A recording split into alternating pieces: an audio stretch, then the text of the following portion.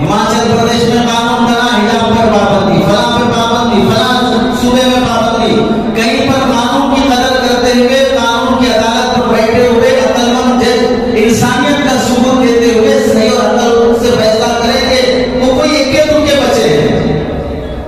वो फैसले मुआफिक हो, मुखालिफ हो, वो अलग बात है, लेकिन कुरान और हदीस भी तो एक जज है, शरीयत भी तो एक जज है। इसके जजमेंट में तुम मुजरिम हो या गैर मुजरिम हो, कुरान तुम्हारे हक में क्या फैसला करता है? कुरान ये कहता है तुम्हें अल्लाह इज्जत देंगे, शर्त यह है कि तुम पक्के मुसलमान हो। Thanks for watching. Don't forget to like, comment, share and subscribe to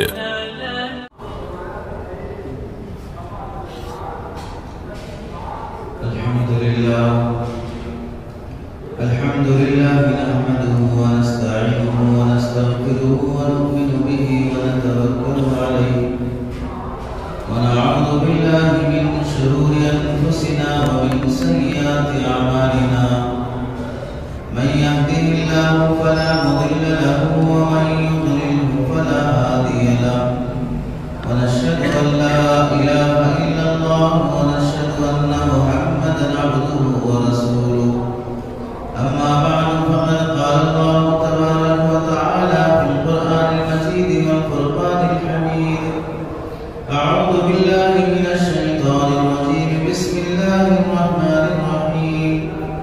وإذا سألتموهن متاعا فاسألوهن من وراء حجاب. أو قال النبي صلى الله عليه وسلم ما تركت بعدي في الناس فتنة أضر على الرجال من النساء. أو كما قال النبي صلى الله عليه وسلم.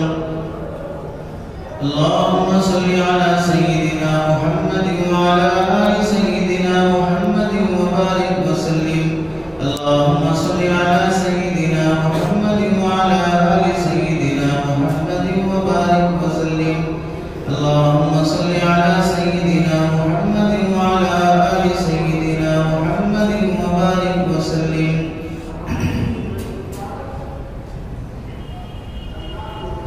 میرے محترم عزیزوں، بزرگوں اور دوستوں، قرآن مجید کی آیت اور حدیث پاک کی روشنی میں آپ حضرات کے سامنے جو بات عرض کرنی ہے، گزشتہ جمعہ پردے اور حجاب سے متعلق جو گفتگو تھی، اسی گفتگو کا سلسلہ اور تکمیلہ ہے کہ پردے سے متعلق قرآن، حدیث، تاریخ اور حقائق کی روشنی میں کتنا ہمارے لیے اس میں حفاظت ہے، عزت کی حفاظت ہے، خاندان کی حفاظت ہے۔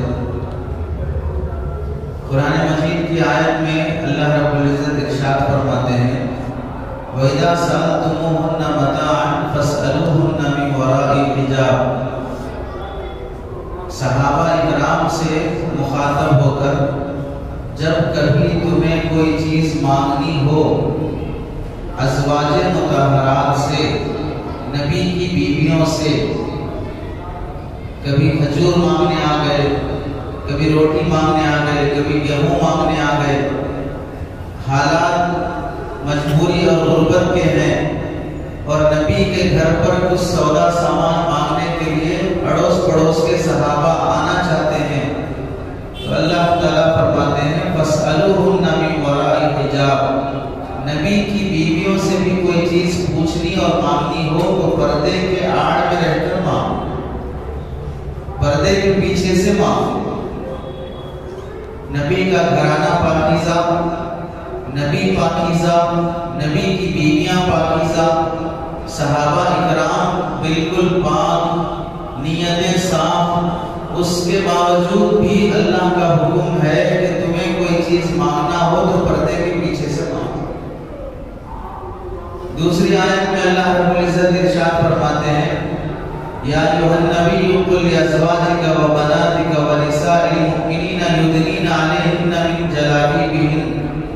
اے نبی آپ اپنی بیویوں سے، اپنی بیٹیوں سے اور تمام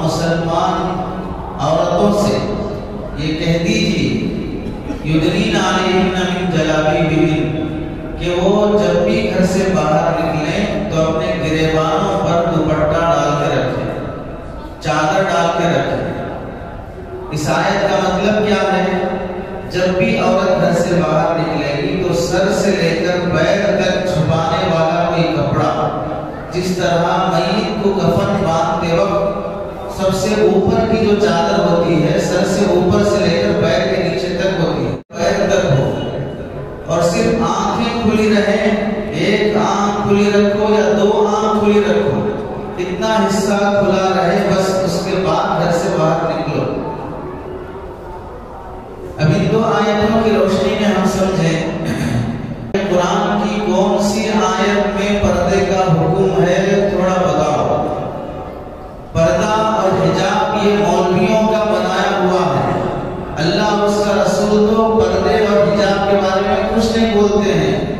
اس طرح کی پاگل پنے کی باتیں دشمنوں کی چاپلوسی میں اپنا توبہ گرم کرنے کے لیے، اپنی پراپرٹیاں بچانے کے لیے، دوسروں کے تلبے چاٹنے کے لیے اس طرح کی ترجمانی مسلمان عورت اپنا نام مسلمان رکھ کر اگر سوال کرتی ہے، یا مسلمان اپنا نام مسلمان رکھ کر سوال کرتا ہے، پہلے ہی مرحلے میں یہ سمجھ لینا چاہیے جس لمحے اس نے قرآن میں موجود کسی حکم کا انکار کر دیا وہ مسلمان ہی نہیں رہا۔ اب میڈیا پر کوئی مرد یا کوئی عورت خود اسلام کے خلاف بول رہا ہے، وہ نام کا مسلمان دکھ رہا ہے، نام کی مسلمان دکھ رہی ہے، اور پھر دوسرے لوگ میڈیا میں اس کا ویڈیو یا انٹرویو دیکھ کر یہ تعجب کر رہے ہوں کہ دیکھو خود مسلمان پردے کے خلاف ہے، مسلمان حجاب کے خلاف ہے۔ جس لمحے اس نے قرآن کی آیت اور اس کے حکم کے خلاف بولا یا شک کیا، اسی لمحے وہ اسلام سے نکل گیا، وہ مسلمان ہی نہیں رہی۔ تو کسی غیر مسلم کے سوال کرنے سے کسی مذہب پر کوئی فرق نہیں پڑتا، ایسے ہی مسلمانوں کا لیبل لگا کر کوئی سوال کرتی یا کرتا ہے تو اس سے فرق نہیں پڑتا۔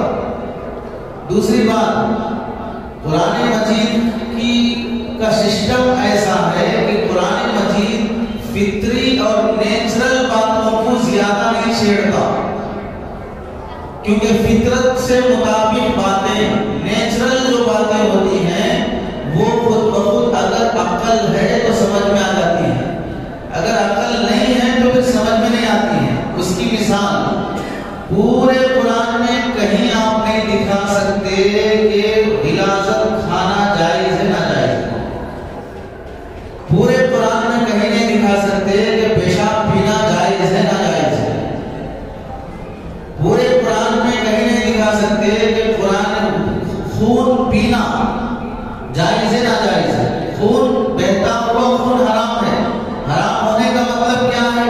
الگ الگ مطلب لے کے پینا کھانے میں ملا کر سالن کی طرح کھانا حرام ہے، جائز ہے ناجائز ہے، آپ کو قرآن میں یہ بحث نہیں ملے گی۔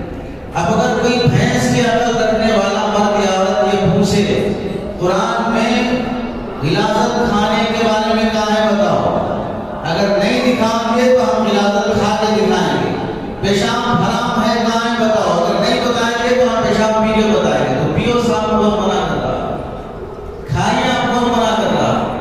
اگر قرآن میں کوئی چیز آپ کو صاف صاف دکھے تو ہی آپ رکیں گے، ورنہ نہیں رکیں گے، آپ کرتے رہیں گے تو پھر قرآن میں غلاظت کھانے سے کہیں منع نہیں ہے، ناشتہ دوپہر کا رات کا تینوں ٹائم آپ کیجیے، پیشاب کھانے میں منع نہیں ہے، آپ فلٹر بنا کے پیجیے، کوئی روکے گا نہیں۔ کیا مطلب ہے؟ یہ فطری چیزیں انسان خود سمجھ سکتا ہے کہ یہ گندی چیزیں ہیں، ہمیں بولنے کی بھی ضرورت نہیں ہے، اس پہ دلیل مانگنے کی ضرورت نہیں ہے، تمہارے کو عقل ہے تو خود سمجھ میں آئے گا کہ یہ چیزیں گندی ہیں، قرآن بولو نہ کو بولو، حدیث بولے نہ بولے، پھر بھی تمہیں عقل ہونی چاہیے کہ یہ چیزیں کھائی اور پی نہیں جاتی۔ ایسے ہی پردہ انسان کا فطری حق ہے، اس کے نیچر میں پردہ ہے، اسی واسطے قرآن اس بارے میں زیادہ بیان کرنے کی ضرورت ہی نہیں سمجھتا۔ لیکن کمال دیکھیے قرآن مجید کا، اس کا نیچرل ہونا، فطری ہونا بھی سمجھ میں آنے کے لیے انسان کو اس درجے کی عقل ہونا ضروری ہے، اور جب عقل ماری جاتی ہے تو جو چیزیں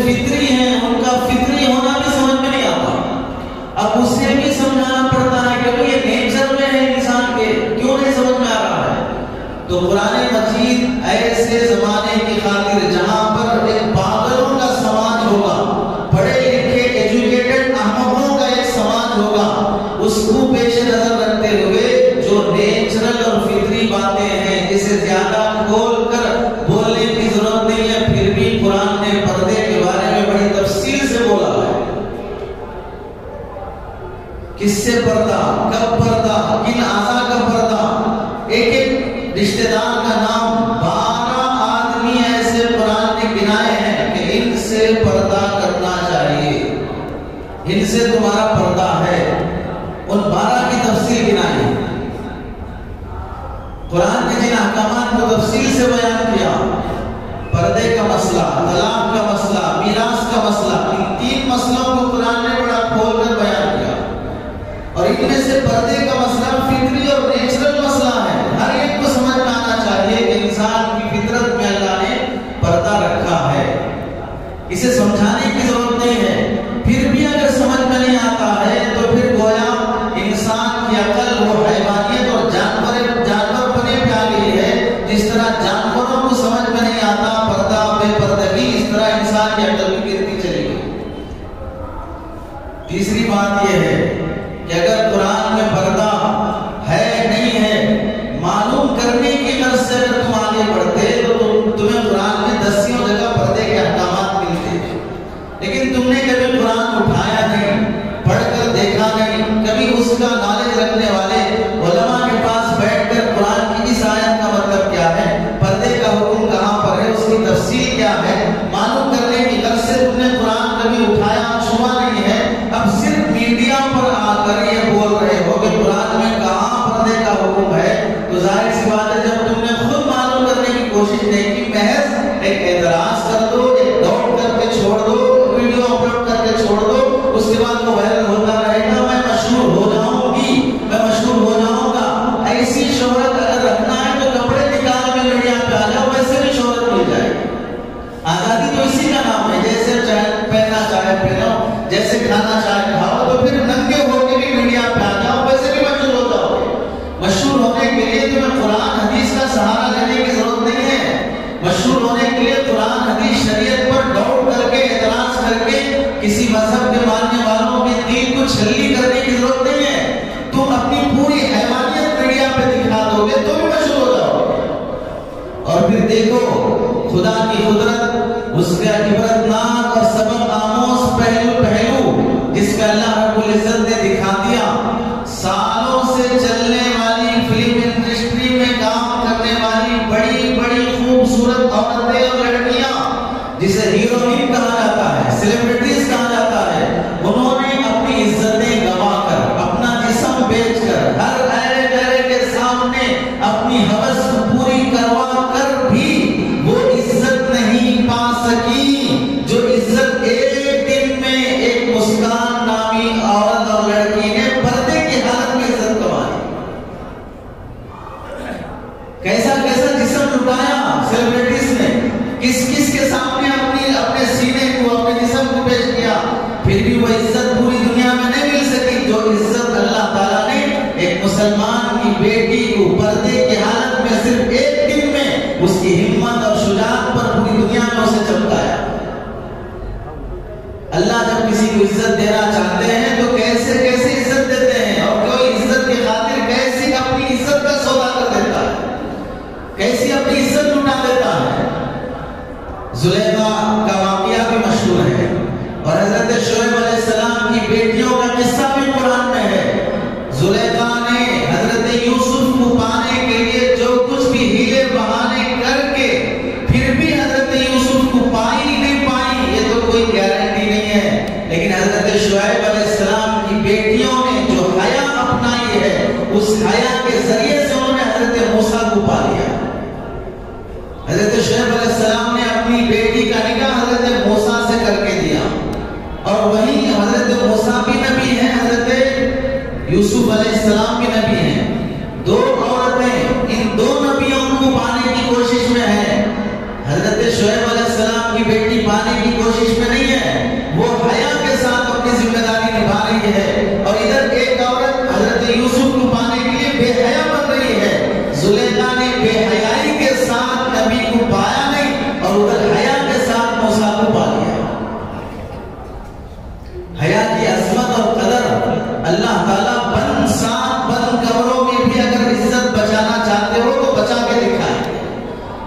یوسف علیہ السلام 7 بند کمروں میں ہیں. زلیخا ان سے دعوت دیتی ہے کہ خواہش پوری کرو. خوبصورت عورت ہے, مالدار عورت ہے, گھر میں پلے بڑے ہیں, احسانات تلے ہیں. اس کے بعد 7 بند کمروں میں بند سمر کر وہ حضرت یوسف کو دعوت دے رہی ہے. اب اس موقع پر کوئی آدمی سوچ بھی نہیں سکتا کہ گھر کا آدمی ہی گھر کی عورت کے ساتھ اگر کچھ کرے گا تو کس کو معلوم ہوگا جب دونوں راضی ہیں؟ کسی کو پتہ نہیں چلے گا. بند کمروں میں حضرت یوسف علیہ السلام نے جو حیا دکھائی, جو عزت دکھائی ہے کہ میرا اللہ دیکھتا ہے, میں ایسے حرکت نہیں کروں گا. کہا جاتا ہے زلیخا نے چادر نکال کر وہ مورتی جو وہاں رکھی ہوئی تھی اس پر ڈال دیا اور کہنے لگی کہ اب نہیں دیکھ رہا ہے. حضرت یوسف علیہ السلام نے زبان حال سے فرمایا کہ میرے پاس اتنی بڑی چادر نہیں ہے جو میں اپنے اللہ پہ ڈال سکوں. میرے پاس اتنی بڑی چادر نہیں ہے. دامن بچا کر 7 بند کمروں سے بھاگتے ہوئے نکلے. تالا پڑا ہوا ہے, چابی نہیں ہے, لیکن میرے بس میں میری عزت بچانا ہے. میں یہاں سے عزت بچانے کے لیے بھاگوں گا. دروازے تک پہنچتے پہنچتے بند تالے دروازوں 7 کھل جاتے ہیں. 7 دروازے کھل گئے اور حضرت یوسف دامن کو بچا کے پار ہو گئے. اگر عزت تمہیں پیاری ہے تو وہ زلیخا کے محل میں بھی بچ سکتی ہے. عزت تمہیں پیاری نہیں ہے تو تمہاری اسکول اور کالج میں بھی تمہاری عزت نہیں بچ سکتی, تمہارے گھر میں بھی تمہاری عزت نہیں بچ سکتی. لوگوں نے اصل سامان کی قدر سمجھی, قیمت سمجھی, عزت کی قیمت اور قدر کسی نے نہیں سمجھی ہے. سب سے بڑی تنزلی اور حماقت اور قابل افسوس بات یہ ہے سامان کی قیمتیں بڑھتی جا رہی ہیں لیکن انسان کی قیمتیں گھٹتی جا رہی ہیں.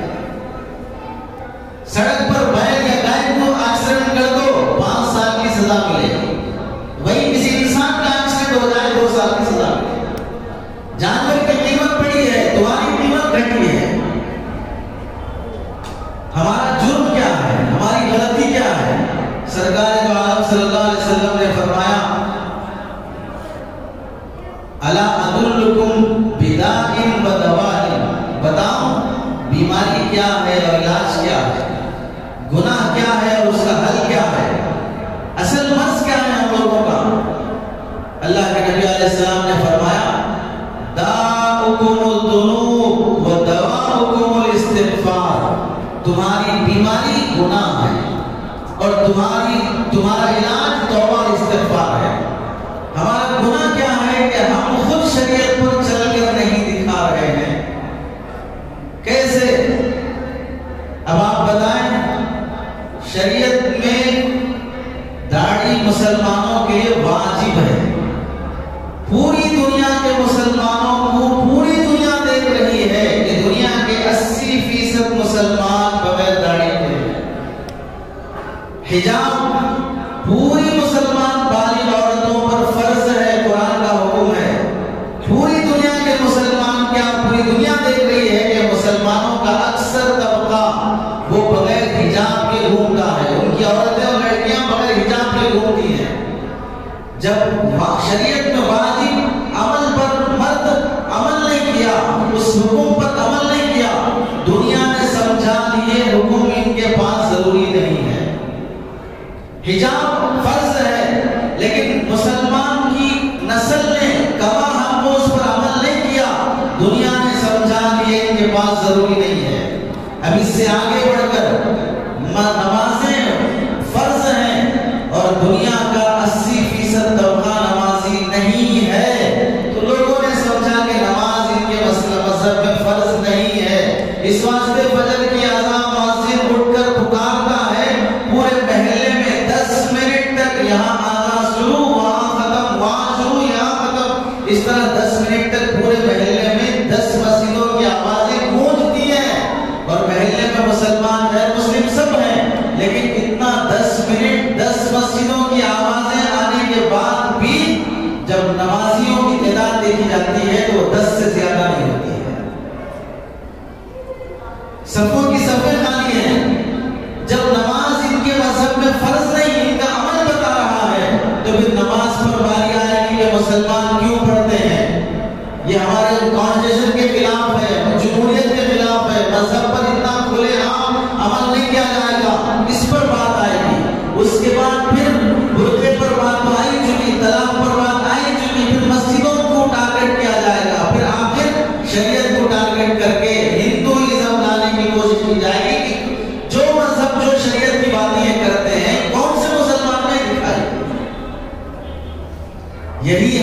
جرم ہے، ورنہ اس کو خود اپنے مذہب کا علم نہیں ہے، گیتا میں کیا لکھا ہے، رگوید میں کیا لکھا ہے، ادھروید میں کیا لکھا ہے، ان پاگلوں کو خود پتا نہیں ہے، وہ نہ قانون پڑھے ہیں، نہ مذہب پڑھے ہیں، نہ وہ اخبار پڑھتے ہیں، انہیں تو پڑھنے سے کوئی واسطہ نہیں ہے، انہیں تو کوئی کام دھندا نہیں ہے، پھر انہیں ہمارے مذہب میں کیا حکم ہے، کس کو کب چھیڑے تو یہ بھڑکتے ہیں، کون سے موقع پر کون سے حکم کو لے کے کھڑے ہونا چاہیے، کوئی ایک الیکشن کا موقع آئے گا اس موقع پر 3 طلاق کو لے کے کھڑے ہو جاؤ، اب الیکشن چل رہے ہیں اب حجاب کو لے کے کھڑے ہو جاؤ، کل پھر ہوگا تو اس وقت بابری مسجد کو پھر اٹھایا جائے گا، کل پھر ہوگا تو پھر یہ مسئلہ اٹھایا جائے گا، کرنا کچھ آتا نہیں ہے، جو وعدے کیے وہ نبھائے نہیں ہیں، جو اسٹیج پر کھڑے ہو کر پھینکے ہیں وہ سب ہوا نہیں ہے، اب بچانا ہے اپنی عزت تو کیسے بچائیں گے، اس واسطے ایسے مسائل اٹھاؤ جس سے ہماری عزت بچ سکے، ہماری حکومت بچ سکے، آنے والے الیکشن لڑ سکے، ورنہ انہیں ہماری شریعت سے کوئی غرض نہیں ہے، انہیں اپنی سیاست سے غرض ہے، اور اس میں ہم مددگار بن رہے ہیں شریعت کو پامال کر کے، ہم معاون بن رہے ہیں، ساتھ دینے والے بن رہے ہیں شریعت کو پامال کر کے، حجاب پردہ کرانا، بتائیے اللہ کا بھی ضابطہ ہے، عمل کرنے کے لیے اللہ آزادی دیتے ہیں، آزادی کے دنوں میں بندہ جب عمل نہیں کرتا ہے اور جب پابندیاں آ جاتی ہیں اب بل بجانا شروع کرتا ہے، اب جذبات دکھانا شروع کرتا ہے اور یہ نہیں سمجھتا کہ یہ پابندی میری اس آزادی کی ناقدری کی وجہ سے تھی۔ شریعت نے اس کی مثال کیا بتائی؟ صحت کی حالت میں اگر تم نفلیں ذکر تلاوت جو بھی عبادت کرتے رہو گے، بیمار ہو جانے کی وجہ سے اب وہ عبادتیں نہیں کر سکتے تو بھی ہم تمہیں اس کا ثواب دیں گے، کیونکہ جب کرنے کی آزادی تھی تم نے کیا، اب کرنے کی آزادی نہیں ہے، بیمار پڑے ہو، بیڈ پہ پڑے ہو، ڈاکٹر نے منع کر دیا، صحت ساتھ نہیں دے رہی ہے تو شریعت کہتی ہے کہ اب تم پڑے رہو لیکن میں تمہیں ان نفلوں کا، اس تلاوت کا، اس ذکر کا ثواب لکھتے رہوں گا۔ دوسری مثال، اعتکاف میں بندہ قید میں بیٹھ جاتا ہے، جہاں دیوانی میں آزاد رہتا تو کسی بیمار کی عادت کرتا، کسی غریب کی مدد کرتا، کوئی اور نیک کام کرتا، جنازے کی نماز پڑھتا، دفن کرنے قبرستان جاتا، کوئی بھی نیک عبادت کر سکتا تھا، اعتکاف کی وجہ سے گر گیا ہے، قید میں ہو گیا ہے، تو اب شریعت کہتی ہے کہ تم آزادی میں وہ سب نیکیاں کرتے تھے اب نہیں کر سکتے، تو اب معتکف کو ثواب کیا ملے گا؟ بیٹھا ہے ایک جگہ پر لیکن جنازے میں جانے کا بھی ثواب، بیمار کی عادت کا بھی ثواب، غریب کی مدد میں جانے کا بھی ثواب، یہ سب لکھا جا رہا ہے۔ کیوں؟ تم آزادی میں یہ سب کرتے تھے، اب اعتکاف میں نہیں کر پا رہے ہو لیکن ہم اس کی رعایت کرتے ہوئے پابندی میں بھی وہ ثواب دیں گے۔ اب بتاؤ، جب تمہیں حجاب پر عمل کرنے کی آزادی تھی، ابھی ایسے ہلے نہیں مچے تھے، ایسے شور شرابے نہیں تھے، کتنا تم نے اپنی بیٹیوں کو حجاب میں رکھا، کتنا تم نے اپنی گھر کی عورتوں کو، لڑکیوں کو حجاب میں رکھا۔ آزادی کے دنوں میں جب تمہیں کوئی پوچھنے والا نہیں ہے، اپنی بیٹیوں کو حیا کرانے، پردہ کرانے، جب بچی 8-10 سال کی ہو گئی، 12 سال کی ہو رہی ہے، اب وہاں سے اسے 5ویں 6ویں کلاس کے بعد سے ہی کو ایجوکیشن سسٹم ہٹا کر صرف گرلس اسکول میں ہی، گرلس کالج میں ہی میری بچی کو پڑھاؤں گا، پڑھانے والا ٹیچر بھی اسے بدنگاہی سے نہ دیکھے، بازو والا بھی اسے اشارے نہ کرے، چھیڑ چھاڑ نہ کرے، اب تو 6ویں کلاس سے ہی لڑکے لڑکیاں جو ایجوکیشن سے ہیں غلط اور نامناسب اشارے شروع ہو گئے اور پریکٹس اور آزمائشیں کی شکلوں سے گزرنے لگ گئے۔ ایسے ماحول میں اپنی بچی کو ایسی اسکول میں، ویسے کالج میں نہیں پڑھاؤں گا۔ تمہیں چھوٹ تھی اچھی اسکولوں میں پڑھانے کی، تمہیں آزادی تھی اپنے اسکول قائم کرنے کی، لیکن ان دنوں میں عمل نہیں کیا، ایک دماغ میں بٹھا لیا کیا؟ مسلمانوں کے اسکول میں پڑھائی اچھی نہیں ہوتی، عیسائیوں کے اسکول میں اچھی ہوتی، غیروں کے اسکول میں اچھی ہوتی، جہاں کوئی ایجوکیشن ہو، میری بیٹی کی عزت جاتی ہو، دعوت دار ہوتا ہو، وہ باحیا نہ رہے، اس کی عزت نیلام ہو جائے، یہ تو کالجوں میں چلتا رہتا ہے، یہ تو ہوتے رہتا ہے، نارمل بن چکا ہے خود مسلمان کے لیے ایسے واقعات۔ تو اب پھر جب پابندی اور پلاننگ اور پوری منظم سازش کے ساتھ میڈیا پر اچھالا جا رہا ہے، جکڑا جا رہا ہے، ناجائز طریقے سے بل اور قانون پاس کیے جا رہے ہیں، اب نکل رہے پروٹیسٹ کے لیے، اب نکل رہے ریلیاں لے کر، ہماری بہن کو کسی نے نامناسب اشارے کیا، اس موقع پر وہ جذبات کیوں نہیں بھڑکے؟ اس موقع پر بہن کو پردے پہ لانے کا وہ جذبہ کیوں نہیں آیا؟ اگر کوئی دشمن حکومت کی کرسی سے، پارلیمنٹ کی عدالت اور کرسی سے تمہارے حجاب پر پابندی لگاتا ہے، پہننے سے منع کرتا ہے، روکتا ہے تو غصہ، اور تم خود اپنی بیٹیوں کو پہننے سے روکتے ہو تو کوئی غصہ نہیں۔ تمہارے سامنے تمہاری بیٹیاں بے پردہ فنکشن ہال میں جا رہی ہیں، شادی میں بنسبر کر، بغیر کرتے کے یا کرتا پہنے ہوئے تو چہرہ کھلا رکھ کر، میک اپ کر کے، اور پوری دلہن بن کے جا رہی ہیں، مرد ویکن آ رہا ہے، مرد آنے جا رہے ہیں، اب وہاں تمہاری بیٹی، تمہاری بیگم سب بے پردہ بیٹھ کر کھا رہی ہیں، دو ٹکڑوں کی خاطر بے شرم بن کر حیا کا نیلام کر رہے ہو، وہاں غیرت نہیں جاگی، تقریبات میں بے حیائی غیرت نہیں جاگی، اسکول اور کالج میں جانے والی بے حیائی پر غیرت نہیں جاگی، اب یہاں دشمن کی طرف سے مسئلہ اٹھ رہا ہے تو اب غیرت آ گئی۔ اللہ کا ضابطہ ہے، آزادی کے دنوں میں اگر کرتے رہو گے تو پابندی کے دنوں میں مدد اور نصرت آتی رہے گی۔ آزادی کی تم نے قدر نہیں کی، اب ان احکامات پر پابندی آ رہی ہے۔ کتنی بار نہیں کہا گیا کہ اپنے آئینی مسائل، خلا کے، طلاق کے، نکاح کے، علماء کے پاس، دارالفتہ میں، دارالقضاء میں، ائمہ حضرات کے پاس آ کر حل کر لو، قرآن حدیث شریعت کے مطابق بات سن لو، منٹوں میں مسئلہ حل ہو جائے گا، یا تو رشتہ رہے گا تو ختم ہوگا۔ فَإِمْسَاكُمْ بِمَعْرُوفٍ أَوْ تَسْرِيحٌ بِإِحْسَانٍ، روکے رہو بیویوں کو اچھی طرح، یا چھوڑنا اور وہ بھی اچھی طرح، ڈوری کیس کی ضرورت نہیں ہے، مینٹیننس کے لیے لاکھوں روپے لوٹنے کی ضرورت نہیں ہے، لیکن جب خود مسلمان بہنوں نے ڈوری کیس کے نام پر پولیس اور عدالتوں کی سیڑھیاں چڑھی، دروازے کھٹکھٹائے، وکیلوں کے ہاتھ میں ہاتھ دیا، پولیسوں کو اپنا سمجھا، تب جا کے 3 طلاق کا بل اٹھا۔ جب نوجوان نے طلاق کا ناجائز استعمال کیا، فون پر طلاق، میسج میں طلاق، واٹس ایپ سے طلاق، اور پھر فیس بک سے طلاق، طلاق کو معمولی سمجھنا شروع ہو گیا۔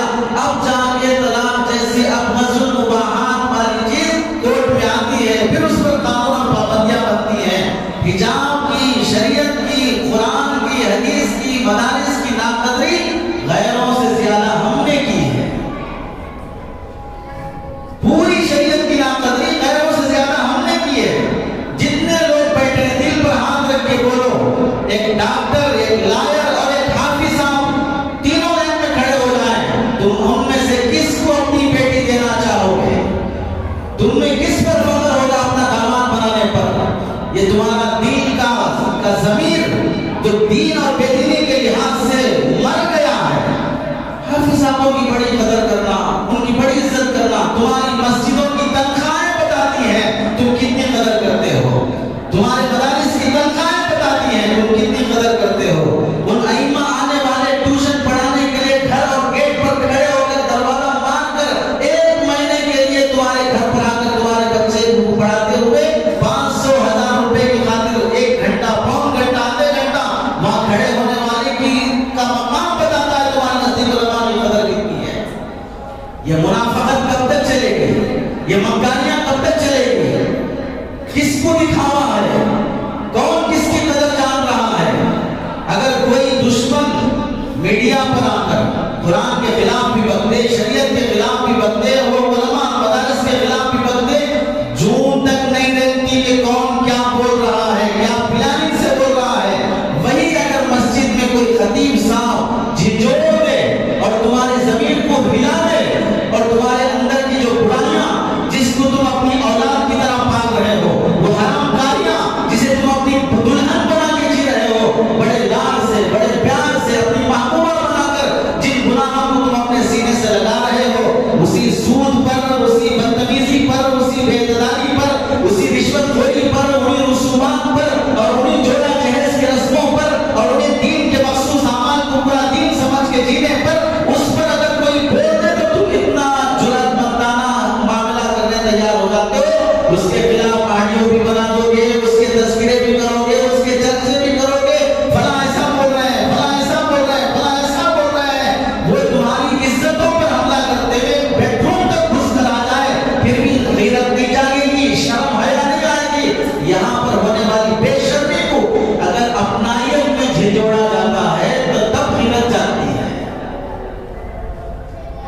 اور دوست اور دشمن کا بھی فرق نہیں معلوم ہوا تو کیا جینا؟ اپنے اور پرائے کا فرق نہیں معلوم ہوا تو یہ کیسی عقل مندی؟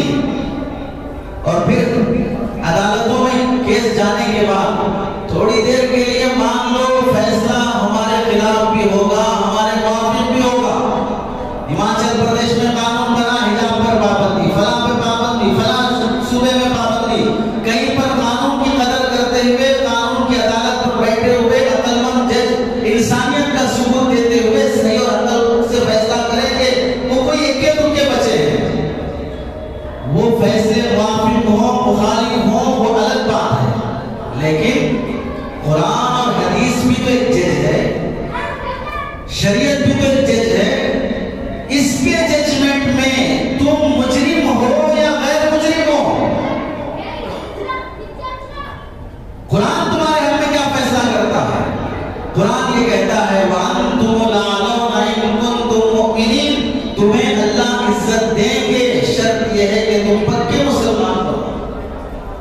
ادھر سے جج کا فیصلہ آ بھی گیا کہ بچیوں کو حجاب پہن کر اسکول میں جانا چاہیے، لیکن تم کامل مومن نہیں ہونے کی وجہ سے جو عزتیں لٹ چکی ہیں وہ عزتیں کیا جج کے فیصلے سے واپس آ جائیں گی؟ حجاب پہن کر بیٹیاں اسکول میں جانے کے بعد پھر ان کے ساتھ چھیڑ چھاڑ نہیں ہوگا، پھر ٹیچر اور سر ان کو تنگ نہیں کرے گا، پھر مارکس میں ان کو کم نہیں کرے گا، پھر انہیں جاب دلانے انٹرویوز میں پیچھے نہیں رکھا جائے گا۔ وہ عزتیں کہاں سے واپس آئیں گی جو عزتیں ہم خدا کی نظر میں کھو چکے ہیں؟ اور مان لیجئے جب ایسے شریعت کے احکامات پر پابندی آنے کے بعد جذبات دکھانا چاہیے، زندہ زمینی کا ثبوت دینا چاہیے، ہم مرے نہیں ہیں، ہم ابھی زندہ ہیں، میں بولتا ہوں اسی واسطے کہ میں زندہ ہوں، ورنہ زمانہ گھوموں کی تاریخ نہیں لکھتا ہے۔ تو جب ہم اپنی زندگی کا ثبوت دے رہے ہیں تو بتائیے شور شرابے سے، چیخنے چلانے سے اور ریالیاں نکالنے سے، پروٹیسٹ کرنے سے تمہیں تمہارے حجاب کا فیصلہ واپس مل بھی جائے گا، اور تمہارے تقریبات میں بے حجابی بے پردگی، تمہاری لڑکیاں گیٹ پر جا کر برقع نکال دیتی ہوں، تمہاری لڑکیاں فنکشنوں میں جا کر برقع نکال دیتی ہوں، تمہاری بیٹیاں پارکوں میں جا کر جینس اور ٹی شرٹ پہن کر برقع نکال دیتی ہوں، گھر سے وہ ٹائٹ کپڑے پہن کے نکل رہی ہے، اوپر سے برقع بھی ہے۔ معلوم ہے باپ اور بھائی کو یہ اس کا برقع صرف اور صرف ہمیں دھوکہ دینے کے لیے ہے۔ اندر سے جس کے بگاڑ آ چکا ہے، اندر سے جو چیز سڑ چکی ہے، اس پر تم اگر کمر بھی چڑھا دو گے تو وہ چیز کھانے کے قابل نہیں رہے گی۔ اگر کوئی آدمی غلاظت پر گلاب جامن جیسا بنا کر چاندی کا مرق چڑھا کر پیش کر دے، کون عقل مند ہے اسے گلاب جامن اور خلاقت سمجھ کے کھانے تیار ہو؟ اندر سے جب بیٹیوں کے حیا ختم ہو چکی ہے، یہ برقعے کی کیا حفاظت کریں گے؟ وہ جینس اور ٹی شرٹ پہن کے کالج میں داخل ہو رہی ہے، اسے اب اسٹیٹس پہ رکھ رہی ہے، وہ دوستوں میں اپنا جسم دکھا رہی، فیشن دکھا رہی ہے۔ اب جب نصرت الہی اللہ کی مدد پروٹیسٹ کے ساتھ ہے، اللہ کی مدد ریالیوں کے ساتھ ہے، اللہ کی مدد ججوں اور وکیلوں کے مقدمات کے ساتھ ہے، اللہ کی مدد تمہاری عمل صالح کے ساتھ ہے، تم سدھرو گے تو اللہ کی مدد آئے گی، چاہے تم گلیوں اور سڑکوں پہ نہ نکلو۔ یہاں برابری چلتی رہے، کیس لڑنے والا وکیل بھی ایسا غیر مسلم ہو جسے شریعت نہیں مانتی، کیس لڑنے والا وکیل مسلمان ہے لیکن اسے شریعت نہیں معلوم، وہ حجاب کی طرفداری کرنے کے لیے آ رہا ہے۔ کتنا افسوس، کتنی افسوس سے بات کہنا پڑتا ہے کہ مسلمانوں کی شریعت کا مسئلہ ہے، اور شریعت میں قرآن حجاب کی پابندیاں کہاں ہیں، کیسی ہیں، کیا اس میں سیفٹی ہے، یہ سب بتانے کے لیے وکیل غیر مسلم ڈوب مرنا چاہیے اس سماج کو کہ اس نے اپنی شریعت کے بارے میں، اپنے حقوق کے بارے میں کیس لڑنے کے لیے مسلمان ڈھنگ کا وکیل پیدا نہیں کر سکا۔ چلاتے رہو آٹو، ڈالتے رہو منڈیاں، فالتو چبوترے آباد کرتے رہو، گڈوں پہ بیٹھ کر زندگیوں کے فیصلے کرتے رہو، 12-2 بجے تک بیٹھ کر پورے ملک کے بارے میں تبصرے کرتے رہو، علماء اور مدارس کے بارے میں تبصرے کرتے رہو۔ لائر بنانا، جج بنانا، IAS میں حصہ دلانا، IPS میں حصہ دلانا، کچھ کرنا نہیں ہے. 10 پاس کراؤ وہ بھی رشوت دے کر، ڈرائیونگ سکھا کے آٹو پہ اولا اوبر پہ لگا تو بس گھومتا رہے گا ساری دنیا. کیا عزائم میں جینے کے، کیا ٹارگٹ ہے اپنی اولاد کے سلسلے میں؟ کوئی بڑا منصوبہ بنا کر جی رہے ہیں. کتنے افسوس کی بات، کتنا شرم سے بھر جانا چاہیے. مسلمان خود سمجھتا ہو کہ بھئی پردے میں اور حجاب میں رہنے سے بچیاں آگے نہیں بڑھ سکتی ہیں، ترقی نہیں کر سکتی ہیں. حجاب تمہیں ترقی میں مانے ہیں. ترقی کا مطلب کیا ہے؟ ترقی کا مطلب ہے اونچا ہونا، اوپر چڑھنا، بلند مقام پانا. بغیر دوپٹے کے کس مقام پہ جانا چاہتے ہو؟ بغیر پردے کے کون سا پوسٹ پانا چاہتے ہو؟ کون سا پوسٹ تمہاری نظر میں ہے؟ بہت بڑا پوسٹ. فلیٹ میں ایئر ہوسٹس بنانا چاہتے ہو، ہوٹلوں میں ویٹر بنانا چاہتے ہو، کمپنیوں اور فیکٹریوں میں نوکر بنانا چاہتے ہو، مینیجر بنانا چاہتے ہو. وہاں بیٹھ کر وہ کمپنی کو اور فلائٹ کو اور پھر فیکٹریوں کو آباد کر لے گی. لیکن کیا وہ بیٹی تمہارے گھر کو آباد کر سکے گی؟ تمہارے بچوں کی تربیت کر سکے گی؟ تمہارے حق میں ایک وفادار بیوی بن سکے گی؟ یورپ کا رونا جو آج کا ہے کہ برطانیہ کی آج سے 30 سال پہلے کی رپورٹ ہے کہ شادی کے موقع پر جو جوڑے آتے ہیں ان میں سے 10 جوڑوں میں سے 7 جوڑے ایسے ہوتے ہیں جو شادی کے وقت پریگننسی ہوتے ہیں. برطانیہ تمہاری نظر میں ترقی پر ہے، یورپ، لندن تمہاری نظر میں ترقی پر ہے. آج سے 20 سال پہلے کی رپورٹ ہے کہ وہاں ہر 8 لڑکیوں میں سے 7 لڑکیاں حرام نسل سے جنم لیتی ہیں. اور اس وقت کی رپورٹ ہے ٹائمز آف انڈیا کی، اور اس وقت روزنامہ کی رپورٹ تھی کہ ایک زمانہ ایسا آنے کا ڈر ہے کہ پورے ملک میں اگر ہم حلال نسل کی اولاد کو تلاش بھی کریں شاید ملنا مشکل ہو جائے. تم جن ملکوں کو ترقی پر ہے سمجھ کر جی رہے ہو، امریکہ ترقی پر ہے، وہاں ہر 36 سیکنڈ میں ایک عورت کا ریپ ہوتا ہے. پوری سیفٹی وہاں پر 2 منٹ میں پولیس پہنچ جائے گی، اس 2 منٹ میں عزت بھی چلی جائے گی. جن ملکوں کو تم بڑا سمجھ کر جی رہے ہو ان ملکوں کے اندر کے حالات جانتے نہیں ہو. اس واسطے اوپر کے لگے ہوئے لیبر سے بڑے خوش ہو رہے ہو کہ وہ لوگ بڑے خوش ہیں، وہ لوگ بڑے آرام ہیں. جہاں پر صحابہ جن لوگوں کی تہذیب کو ٹوائلٹ میں بھی جگہ دینے تیار نہیں تھے، آج ان لوگوں کے کلچر کو مسلمان دین میں جگہ دے کے جی رہا. ترکی سے سبب لو، وہ ایسا ملک جہاں پر کمیونزم چھا گیا تھا، مسجدوں پہ پابندی، نمازوں پہ پابندی، قرآن پر پابندی، داڑھی اور حجاب پر پابندی، ایسے زمانے سے گزر کر اب وہاں پر ترکی میں جو انقلاب اور تبدیلی آئی، کیسے قانونی جنگ لڑنے کی بات اسباب کے درجے میں انہوں نے کیا ہے. ان کی عوام میں شریعت کی قدر، شریعت کی عظمت، کتنی لاجواب محنت انہوں نے کی ہے، کیسی قربانیاں انہوں نے دی ہے. جب آج بھی ترکی کا رواج ہے جب کوئی بچی اسکول اور مدرسہ پڑھنے جاتی ہے اور 10 سے 11 سال اس کی عمر ہو جاتی ہے، وہ 10 سال 11 سال کی عمر سے وہاں کی لڑکی اپنی پیکٹ منی جمع کرنا شروع کرتی ہے. باپ اور بھائی جو اسے دیا ہے وہ پیکٹ منی سے پیسہ جمع کرتے کرتے کرتے اپنے پیسے سے برقع خریدتی ہے. اور 13 سال جب اس کی عمر ہوتی ہے تو اپنے ٹیچر سے کہتی ہے کہ میں بالغ ہو چکی ہوں، میں 13 سال کی ہو چکی ہوں، میں برقع پہننا چاہتی ہوں. جب یہ ٹیچر سے کہتی ہے تو ٹیچر اس لڑکی کے لیے پوری اسکول اور کالج میں ایک دن متعین کرتے ہیں، اور وہ دن اس لڑکی کے برقعے کی تقریب کا دن ہوتا ہے. اس دن وہ جشن کا دن ہوتا ہے. سب برقعے کی اہمیت پر، پردے کی اہمیت پر بات کرتے ہیں. اور اس کے بعد ایک پرچی آتی ہے، وہ پرچی سب کے سامنے کھڑے ہو کر پڑھتی ہے کہ آج کے بعد سے میں یہ عہد لیتی ہوں کہ اپنے چہرے کی اور اپنے جسم کی باہر بھی حفاظت کروں گی اور اندر چھپے ہونے کی حالت میں بھی حفاظت کروں گی.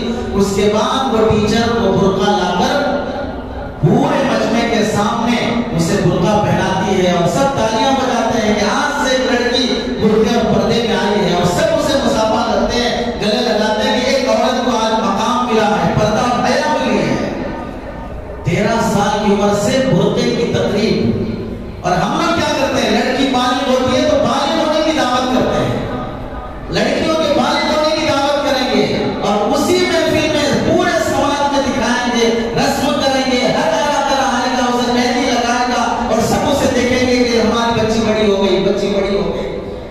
اب بتاؤ انقلاب اس سے آئے گا یا انقلاب اس سے آئے گا؟ ہم نے بے حیائی کی تقریب منعقد کی ہے، حیا کی کوئی تقریب ہمارے پاس نہیں ہے.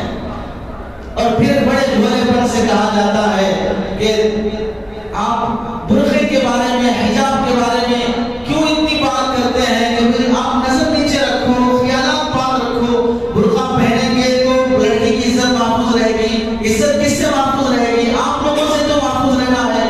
آپ لوگ نیچے نگاہیں رکھو، خیالات پاک رکھو، ہمیں رکھو دیکھو، ہماری عزت محفوظ رہے گی. یہ فطرت کے خلاف بات ہے، نیچر کے خلاف بات ہے. بتاؤ تمہارے گھر میں دودھ ہے نہیں ہے؟ دودھ پیتے نہیں پیتے ہو؟ چائے بنا کر پیتے نہیں پیتے ہو؟ بلی دودھ پیتی نہیں پیتی ہے؟ پیتی ہے. دودھ سے دودھ بچانے کے لیے بلی کو باندھ کر رکھتے ہو یا دودھ کو ڈھانپ کر رکھتے ہو؟ بتا دے کوئی میڈیا کا عقلمند. نہیں، ہمارے گھروں میں بلیاں باندھ کر رکھتے ہیں، دودھ کھلا رکھتے ہیں. عورتوں کی مثال دودھ کی سی ہے اور مردوں کی مثال بلیوں کی سی ہے. سماج میں دودھ کی حفاظت کے لیے دودھ ڈھانکا جاتا ہے، بلیاں آزاد رہتی ہیں. کوئی عقلمند ایسا نہیں کرتا دودھ کو کھلا چھوڑے، بلیوں کو باندھ کے رکھے. تم پردے میں رہو، تم ڈھکی ہوئی رہو، تمہارا دودھ محفوظ ہوگا، تمہاری عزت محفوظ رہے گی. جوان ہونے کے بعد اس میں جوانی کی خواہشات ہوتی ہیں. اب ویسے موقع پر جس میں شہوت ہے، خواہش ہے، دونوں طرف سے ہے، اب دونوں کو پاس بٹھا دیں، بازو بٹھا دیں. اب ادھر سے 8ویں جماعت اور کلاس سے ہی ٹیچر سیکس کا لیسن شروع کر دے اور اس میں پورے جسم کے اعضاء دکھائیں. اجنبی لڑکا، اجنبی لڑکی، بازو بیٹھے، وہاں پر کلاس نامناسب چل رہی ہے. اب پھر ان سے کو نگاہیں پاک، خیالات پاک رکھو. سالانہ ایگزام سے بھی بڑا ایگزام ہے ان کا. حضرت بایزید بستامی رحمت اللہ علیہ سے کیا پوچھا گیا؟ میری بیٹی کو اگر کسی عالم حافظ کے پاس بھی پڑھانے کے لیے بھیجو، پردہ کرو نہ کرو، یہ لوگ تو نہیں ہوتے ہیں. فرمایا پڑھنے والی رابعہ بصریہ، پڑھانے والا حسن بصری، ولیوں کے سرتاج، پڑھنے کی جگہ بیت اللہ، پڑھانے کی کتاب کتاب اللہ. یہ بھی اگر پڑھنا پڑھانا ہو لیکن بغیر پردے کے پڑھا رہے ہو تو سمجھ لو تم نے اپنی بیٹی کو شیطان کے حوالے کر دیا. ویسے موقع پر بھی دامن محفوظ نہیں رہتا تو تم آج کل کے ٹیچروں پر، آج کل کے کلاس فیلوں پر، آج کل کے کلاس میٹ پر بھروسہ کرتے ہو کہ ہماری بچیوں کی عزتیں محفوظ رہیں. بھوکے کتے کے سامنے روٹیاں رکھ دو اور یہ کہو کہ روٹیاں نہیں کھانا. مکھیوں کے سامنے شہد رکھ دو اور یہ کہو کہ نہیں اسے منہ نہیں مارنا. کیسی حماقت کی باتیں ہیں. عزت تمہاری پیاری ہے، عزت تمہاری محفوظ ہونا ہے. تھوڑی دیر کے لیے مان لو لڑکا لڑکی دونوں بے پردہ ہو گئے اور دونوں کے ناجائز سمبند ہو گئے، دونوں کی حیا عزت چلی گئی. نقصان زیادہ کسے ہوگا؟ کس کے گھر رشتے نہیں آئیں گے؟ سمجھ لو ایک گلی میں آمنے سامنے گھر ہیں، ادھر لڑکا ادھر لڑکی ہیں، دونوں کا افیکٹ چل رہا ہے، دونوں کے ناجائز تعلقات ہو گئے. اب اس کے بعد رشتہ لڑکے کا بھی ہونا ہے، لڑکی کا بھی ہونا ہے. اب لڑکی کے لیے رشتے جب آئیں گے، محلے والوں سے معلومات کریں گے تو پھر لڑکی کے نکاح میں رکاوٹ ہوگی یا نہیں ہوگی؟ لڑکے کے نکاح میں ان کی رکاوٹ نہیں ہوگی، یہاں نہیں تو کہیں اور نکاح ہو جائے گا، لیکن لڑکی کا مسئلہ مشکل ہو جائے گا. یہ سماج اچھی طرح سمجھتا ہے، پھر بھی یہ کہتے ہو کہ اس میں ہمیں آپ نگاہیں پاک رکھو، آپ بدگمان کیوں ہو رہے ہیں، آپ ایسے برے خیالات کیوں کر رہے ہیں. یعنی مطلب یہ ہے بولنے کا، لوگوں کا ایک اعتراض ہے کہ پردے میں رکھنے کی بات آپ کرنے کا مطلب یہ ہے کہ آپ ہر کسی کو بری نگاہ سے دیکھ رہے ہیں. یہ میری بیٹی کو کیا کرتا ہے، یہ میری بیٹی کو کس نیت سے دیکھتا ہے، ہر ایک کے بارے میں کیوں بدگمان ہو رہے ہو. اچھا گمان رکھو لوگوں سے، یہ بے پردہ بھی رہے گی، بغیر پردے کے رہے گی، تم لوگوں سے اچھا گمان رکھو. ٹھیک ہے، آپ لوگ عقلمند ہیں، آپ کا اعتراض ہمیں تسلیم ہے کہ ہم خیالات اچھے رکھیں، آپ بے پردہ رہیں. آگے بڑھیں تھوڑا اور حجاب سے تھوڑا آگے بڑھیں. آپ اپنی دکانوں پر تالا کیوں لگاتے ہیں؟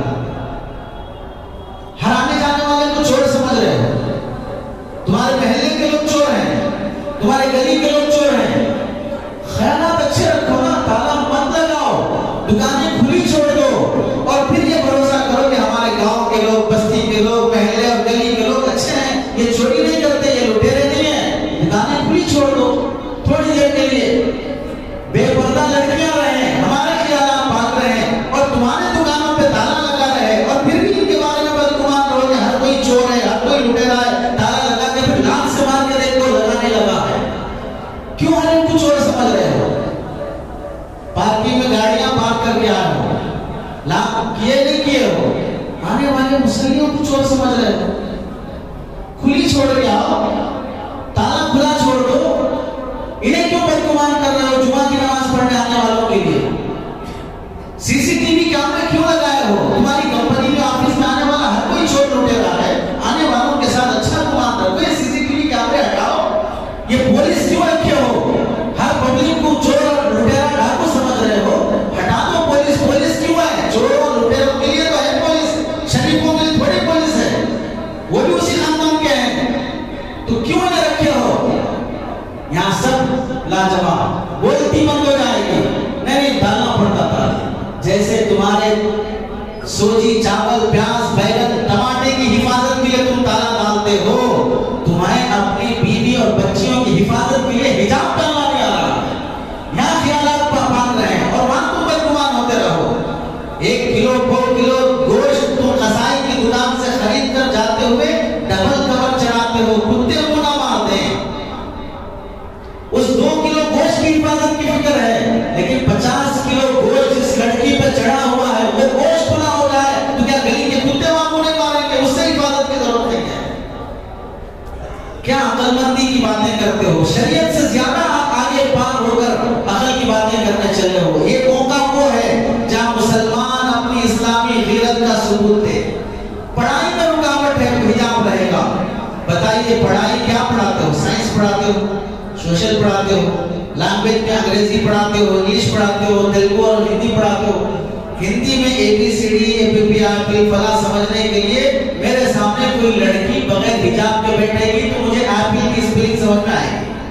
نہیں تو نہیں سمجھ میں آئے گی۔ مجھے سائنس کا کوئی مسئلہ سمجھانا ہو تو مجھے کوئی لڑکی میرے بازو بیٹھی ہوئی رہے اسکارٹ پہن کر، تب مجھے سائنس سمجھ میں آئے گی، ورنہ سائنس سمجھ میں نہیں آئے گی۔ مجھے سوشل سمجھنا ہو تو میرے سامنے کوئی ٹیچر، کوئی لیڈی بن سمجھ کر بیٹھی رہے تو مجھے وہ سبجیکٹ سمجھ میں آئے گا، نہیں تو نہیں سمجھ میں آئے گا۔ عقل میں آنے والی بات ہے کہ پردہ پڑھنے میں رکاوٹ ہے، پڑھائی سے پردے کا تعلق کیا ہے؟ اور چلیے مان لیتے ہیں تعلق ہے تھوڑی دیر کے لیے، بتاؤ اس سے پہلے جتنے باکمال صحابیان اور تابعیان، تبع تابعیان، اولیاء، اللہ والی خواتین جو گزری ہیں وہ بے پردگی کے ماحول میں پڑھی ہیں یا پردے کے ماحول میں پڑھی ہیں؟ اماں عائشہ سے بڑے عالم تو تم نہیں بن سکتے، ازواج مطہرات سے بڑے علم والے نہیں بن سکتے، بڑی بڑی سائنسدان خواتین اور قراء اور حافظات گزری ہیں، ان سے تو آگے نہیں بڑھ سکتے، وہ کس ماحول میں پڑھے؟ اے پی جے اور ابوالکلام آزاد رحمۃ اللہ علیہ کس ماحول میں پڑھے؟ علامہ اقبال کس ماحول میں پڑھے؟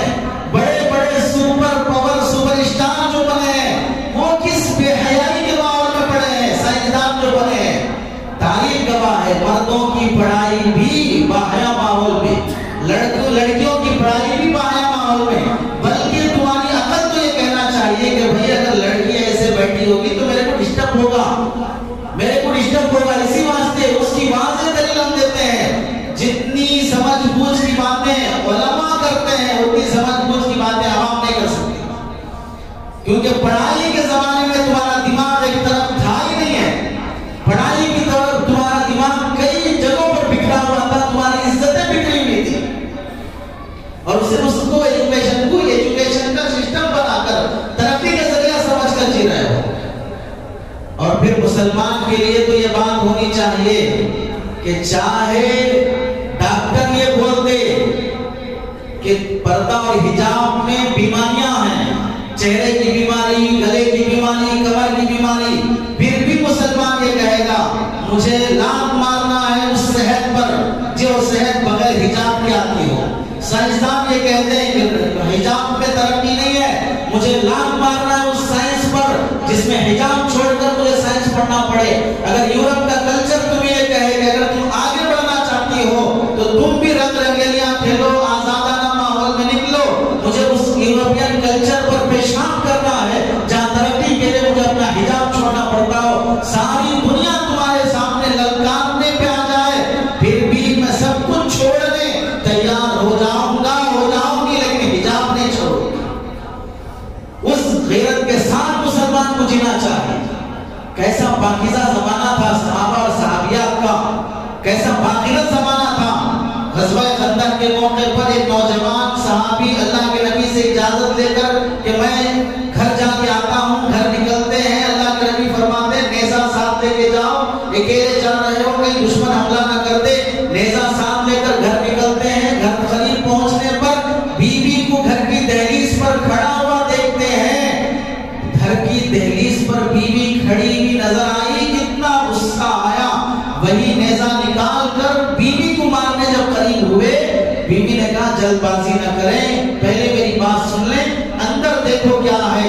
جب اندر جا کے دیکھا تو بہت بڑا اژدہا سانپ بیٹھا ہوا ہے، ایک اکیلی عورت اس سانپ کا مقابلہ نہیں کر سکتی، وہ جان بچانے کے لیے گھر کی دہلیز پر کھڑی ہے۔ اب بتاؤ صحابہ میں وہ کیسی غیرت تھی کہ لڑکی بیوی گھر کی دہلیز پہ کھڑی ہے، غیرت گوارا نہیں کرتی، بیوی کو مارنے چلے گئے۔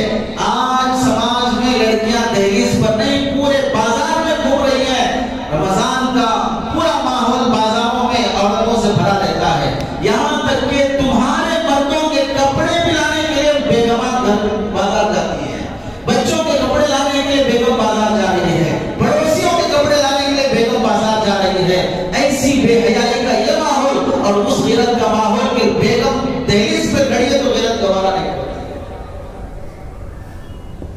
میری بیٹی اور بیگم کی عزت محفوظ ہے، اس سے بڑا خزانہ کیا ہے، اس سے بڑی دولت کیا ہے؟ جہاں پر باپ کا نام لکھتے ہوئے سوچنا پڑتا ہو کہ اس کا باپ کون ہے، کیا وہ زندگی پیاری ہے لکھنے والے کو؟ بزرگوں، جو حیا، جو غیرت صحابہ نے سکھائی اور دی ہے، حضرت عثمان غنی رضی اللہ تعالیٰ ان کو شہید کرنے کے لیے جب بلبائی گھر میں گھس آئے، اس موقع پر ان کی بیوی اہلیہ نے اپنے شوہر کو بچانے کے لیے سر کا دوپٹہ نکال کر حضرت عثمان کو اڑا دیا، تاکہ آنے والا جب دیکھے کہ عورت بیچ میں آ رہی ہے تو غیرت آئے گی، ہاتھ نہیں اٹھائے گا۔ اس نیت سے حضرت عثمان کی بیوی نے جب سر سے دوپٹہ ہٹایا، حضرت عثمان رضی اللہ عنہ اللہ کے نبی کے داماد، انہوں نے اس جان جانے کے موقع پر دشمن سامنے ہے، مرنا طے ہے، اپنی بیوی سے کہا بیگم لعمرک لدخولہم علی اہون من حرمت شعرک، میرا مر جانا گوارا ہے لیکن میرے جیتے جی تیرے سر سے دوپٹہ ہٹ جائے مجھے گوارا نہیں ہے۔ دوپٹہ نکال کر بیگم کو اڑایا۔ اور آج ہماری بہنیں بیٹیاں بے پردہ گھوم رہی ہوں، دسیوں واقعات غیروں کے ساتھ بھاگنے کے آ رہے ہوں، جب تک ہمارا جو قول ہے، لوگ کہتے ہیں نا کہ جو دکھتا ہے وہ بکتا ہے، جو دکھتا ہے وہ بکتا ہے۔ ایسے جو لڑکیاں بے حیا بن کر دکھتی ہیں وہ بیوی بنانے کے قابل نہیں رہتی ہیں، وہ کوئی اور درجہ دیے جانے کے قابل ہوتی ہیں۔ عزتیں اگر محفوظ رکھنا چاہتے ہو، اپنے نوٹ کی حفاظت جیسے کرتے ہو، اپنی بیٹیوں کی حفاظت ویسے کرو۔ غیرت کے موقع جاب نہیں ملے گی، جاب چلی جائے گی، ایجوکیشن نہیں ہوگا، پڑھائیاں نہیں ہوگی، عزت کی حفاظت فرض ہے، پڑھائی ضرورت ہے، ضرورت کو فرض کے ساتھ لے کے چلو، اس کے لیے اپنے اسکول قائم کرو، اپنے کالجز قائم کرو، وہاں پر بچیوں کو پڑھاؤ۔ ہم یہ نہیں کہتے کہ حجاب کی خاطر پڑھائی چھوڑ دو، ہم یہ کہتے ہیں حجاب کے ساتھ پڑھو، اپنے اسکول قائم کرو، اپنا دولت جو خزانے جمع کر کر کے رکھ رہے ہو قارون اور فرعون کی طرح، وہ پہلے اپنے اندر کے فرعون کو مارو، بعد میں باہر کا فرعون مرے گا۔ اپنے اندر تو حیوانیت چھائی ہوئی ہے، شریعت کی قدر نہیں ہے، دین کی قدر نہیں ہے، اور پھر باہر کے فرعون سے مقابلہ کرنے چلے ہیں، ان سے لڑنا اور للکارنے چلے ہیں۔ مجھے میرے گھر میں جہاں میری حکومت ہے، میری بیٹی کو برقع اور پردے میں رکھنے کے لیے کون سا قانون منع کر رہا ہے؟ میری بیٹی تقریبات میں شادیوں میں بغیر پردے کے نہیں آئے گی، اور جہاں بے پردے کی ہوگی اس دعوت کو میں قبول نہیں کروں گا۔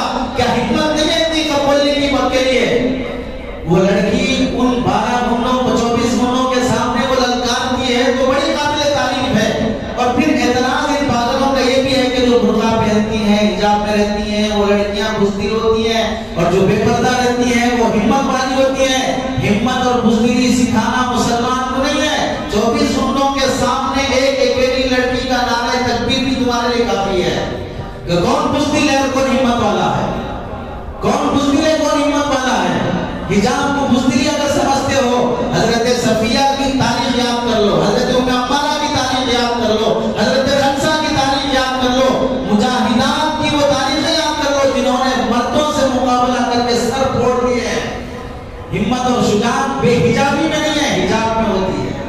اسے اپنی عزت پیاری ہوتی ہے، عزت بچانے کے لیے وہ جان بھی دینے تیار ہو جاتی ہے۔ خلیفہ معتصم باللہ کی جب موت ہوئی، تیر گردن پہ لگا، خون جب زمین پہ بہا تو ایک عبارت اور ایک سطر بن گئی خون سے خطبہ کو، اس میں لکھا گیا تھا جب قوم نافرمان بن جاتی ہے تو پھر بے قصور بھی مارے جاتے ہیں، بے قصور بھی مارے جاتے ہیں۔ خلیفہ معتصم باللہ پر حملہ کر کے ہلاکو خان جب داخل ہوا اور معلوم ہو گیا ملکہ کو کہ اب یہ بادشاہ غلیظ عادت کا ہے، میری عزت پر حملہ کرے گا، آتے ہوئے باندی کے کان میں کچھ کہہ کے آئی اور بادشاہ کے سامنے کھڑے ہو کر کہنے لگی بادشاہ میں اپنے شوہر کی ایک کرامت تمہیں بتانا چاہتی ہوں، میرے شوہر کی ایک خاص تلوار ہے، وہی چلاتا تو کاٹتی ہے، کوئی اور اسے چلائے گا تو یہ نہیں کاٹتی ہے، ابھی آپ آزما کر دیکھ لیں۔ اپنے اس باندی کے ہاتھ میں تلوار دیا اور کہا کہ میرے اوپر وار کر کے دیکھو، اس نے وار کیا، 2 ٹکڑے ہو گئے۔ بادشاہ نے بلا کر اس باندی سے پوچھا تمہارے کام میں کیا کہا تھا؟ کہہ کے آئی تھی کہ میں اشارہ کروں گی فوراً تلوار چلا دینا، میں مر جاؤں گی، میری عزت محفوظ رہے گی۔ جان دینا گوارا ہے لیکن کسی غیر کے ہاتھ میں عزت جب گوارا نہیں ہے۔ آج غیروں کے بستر گرم کر کے بھی شرم نہیں آتی ہے مسلمان لڑکیوں کو، اس لیے غیرت پیدا کرو۔